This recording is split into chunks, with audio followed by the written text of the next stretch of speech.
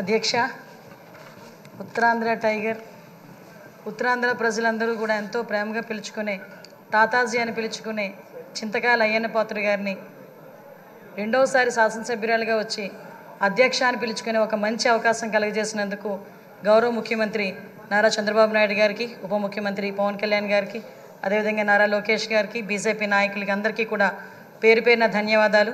అదేవిధంగా ఈ శాసనసభలోకి నన్ను గౌరవంగా పంపించిన నా పాయకరావుపేట నియోజకవర్గ ప్రజలందరికీ కూడా ధన్యవాదాలు, నమస్కారాలు తెలియజేసుకుంటున్నా.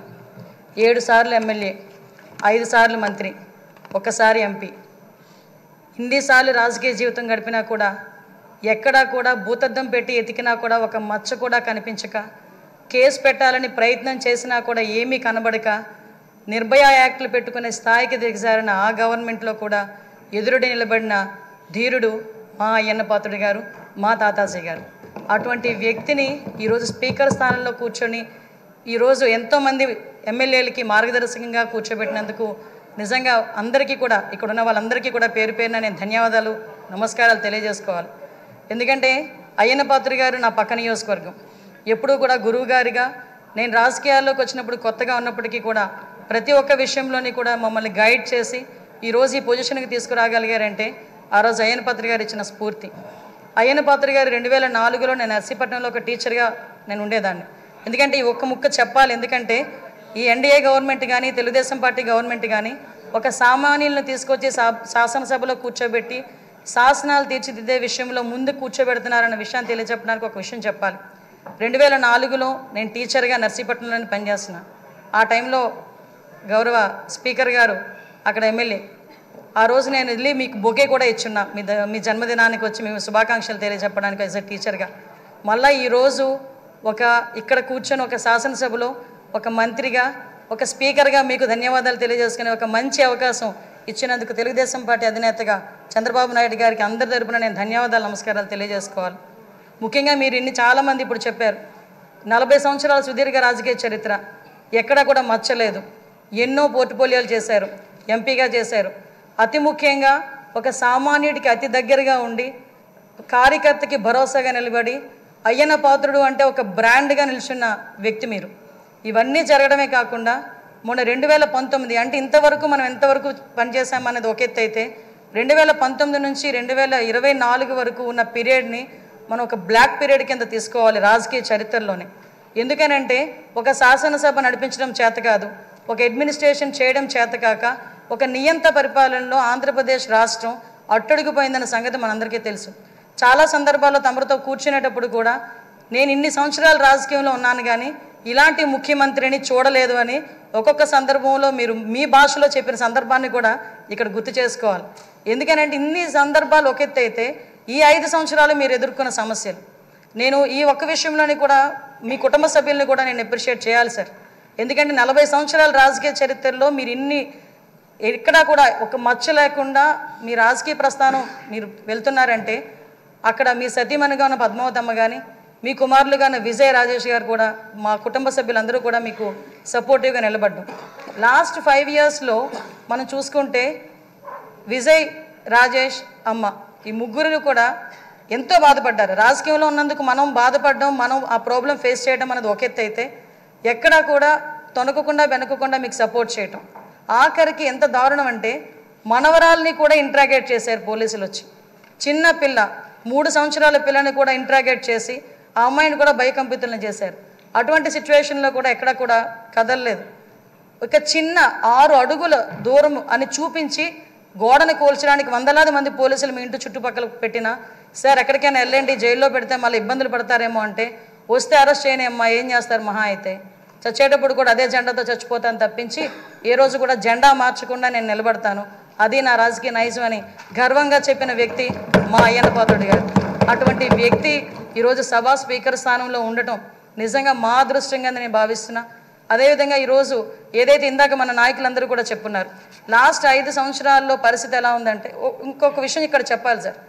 ఎందుకంటే ఈరోజు ఒక బీసీ నాయకుడిని, ఒక 40 సంవత్సరాల సుదీర్ఘ అనుభవం రాజకీయ అనుభవం ఉన్న ఒక నాయకుడిని సరైన పొజిషన్లో సరైన మనిషిని సరైన పొజిషన్లో కూర్చోబెట్టేటప్పుడు ప్రతిపక్ష హోదాలో ఉన్నవారు, ప్రతిపక్ష హోదా కూడా కాదు, మినిమం మా పార్టీ ఎమ్మెల్యేలు ఇక్కడికి వచ్చి పార్టీ సభ్యుల కింద మిమ్మల్ని కూర్చోబెట్టడం ఒక సంప్రదాయం.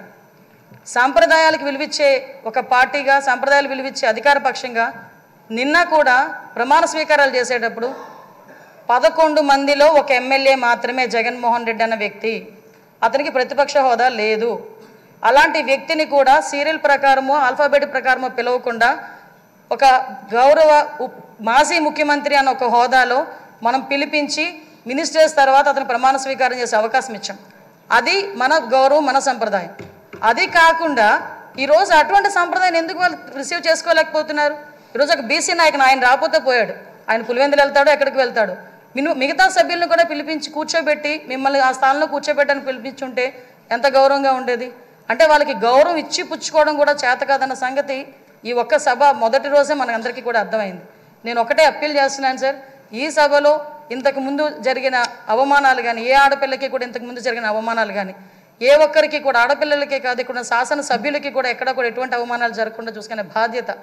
ఎందుకంటే నాయకుడిగా 40 సంవత్సరాల సుదీర్ఘ అనుభవం చంద్రబాబు నాయుడు గారి కంట కన్నీరు చూసింది ఈ అసెంబ్లీని. అటువంటి ఈ అసెంబ్లీలో ఆ రోజు కౌరవ సభగా ఉన్న అసెంబ్లీలోకి మళ్ళా గౌరవ సభగా వస్తానని చెప్పి ప్రమాణం చేసి ఇంతమంది సభ్యుల్లో గౌరవంగా మమ్మల్ని కూడా తీసుకొచ్చినందుకు ప్రత్యేకంగా ఆంధ్రప్రదేశ్ రాష్ట్ర ప్రజలందరికీ కూడా ధన్యవాదాలు తెలియజేసుకోవాలి. ఎందుకంటే 175 మంది అంటే ఒకటి మాత్రం చెప్పాలంటే 5 కోట్ల ఆంధ్రప్రదేశ్ ప్రజల్లో 175 మందికే వస్తుంది అధ్యక్ష అని పిలిచే పలుకు. ఒకే ఒకరికి వస్తుంది అధ్యక్ష అని పిలిపించుకునే ఒక వర్డ్. అది మీరవ్వటం నిజంగా మా అదృష్టం, ఉత్తరాంధ్ర ప్రజలు చేసుకున్న అదృష్టంగా నేను భావిస్తున్నా. అటువంటి ఉత్తరాంధ్ర నుంచి వచ్చిన మీరు ఈరోజు ఇందాక పెద్దలు గౌరవనీయులందరూ చెప్పినట్టుగా ఉత్తరాంధ్ర ప్రజలకే కాదు ఆంధ్రప్రదేశ్ రాష్ట్ర ప్రజలకి, అదేవిధంగా భారతదేశంలోని స్పీకర్లందరికీ కూడా ఆదర్శప్రాయంగా ఉంటారని నేను మనస్ఫూర్తిగా నమ్ముతున్నా. మీకు ఆ బ్యాలెన్సింగ్ ఉంది సార్. చాలామంది ఏమనుకుంటారంటే మనం స్పీడ్ అవుతామేమో అనుకుంటారు, కానీ మీకు ఆ బ్యాలెన్సింగ్ ఉందన్న సంగతి నాకు తెలుసు. ఎందుకంటే మిమ్మల్ని అతి దగ్గరగా మీ కుటుంబ సభ్యురాలుగా నన్ను ఎప్పుడు కూడా ఒక కూతురుగా చూసుకుంటారు. అమ్మ కూడా ఎప్పుడు కూడా మమ్మల్ని అందరినీ కూడా ఆదరిస్తారు. మీకు ఇంకొక విషయం చెప్పి ముగిస్తాను సార్. నేను లాస్ట్ టైం గవర్నమెంట్లో ఏదైతే ఆడపిల్లల మీద ట్రోలింగ్ కానీ, సోషల్ మీడియాలో ట్రోలింగ్స్ కానీ, అదేవిధంగా వ్యక్తిగతంగా మాట్లాడడం కానీ, మీరే కాదండి అక్కడున్న చాలామంది అండి సోషల్ మీడియాలో బాధలు పడ్డాం. బయటకు వస్తే నోటుకొచ్చినట్టు తిట్టారు. మీతో పాటు మాకు కూడా 23 కేసులు ఇంచుమించుగా కేసులు పరంపర నడుస్తుంది.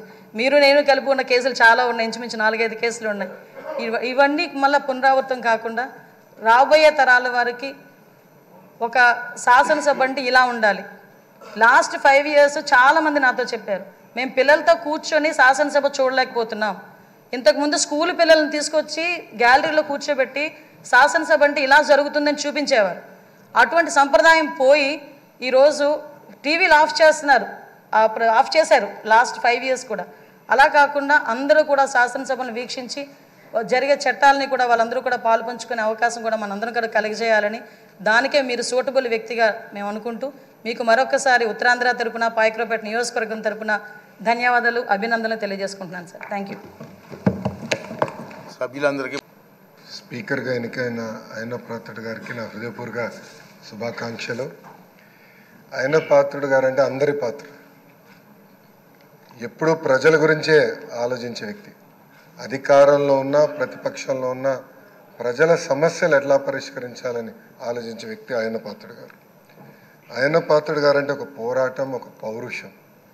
ఇప్పుడే పవనన్న అన్నట్టు క్షణికావేశం కూడా ఉండేది, ఇప్పుడు ఇంకా అవకాశం లేకుండా పోయింది. 1983లో విశ్వవిఖ్యాత నడసార్వభౌమ స్వర్గీయ శ్రీ నందమూరి తారక రామారావు గారు ఆనాడు తెలుగుదేశం పార్టీని స్థాపించినప్పుడు 25 సంవత్సరాల వయసులో మీరు ఆనాడు పోటీ చేశారు, ఎమ్మెల్యే అయ్యారు. ఆనాడు భారతదేశంలోనే సెకండ్ యంగెస్ట్ ఎమ్మెల్యేగా అయ్యన్న పాత్రుడు గారు నిలబడ్డారు. 25 సంవత్సరాల వయసులో మీరు మంత్రిగా కూడా అయ్యారు. 7 సార్లు శాసనసభ్యుడిగా, ఒకసారి ఎంపీగా కూడా మీరు ఉన్నారు. 7 సార్లు ఒకే నియోజకవర్గం, నర్సీపట్నం నియోజకవర్గం ఏ అదృష్టం చేసుకుందో నాకు తెలియదు, కానీ 7 సార్లు కూడా నర్సీపట్నం నియోజకవర్గం ఎమ్మెల్యేగా మీరు నిలబడ్డారు.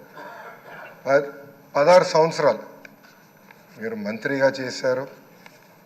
చూస్తే టెక్నికల్ ఎడ్యుకేషన్ కానీ 3 సార్లు R&B, forest, environment, science and technology, Panchayati Raj గ్రామీణాభివృద్ధి శాఖ మంత్రిగా కూడా మీరు చేశారు.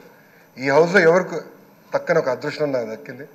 మీ తర్వాత పంచాయతీరాజ్ గ్రామీణాభివృద్ధి శాఖ మంత్రి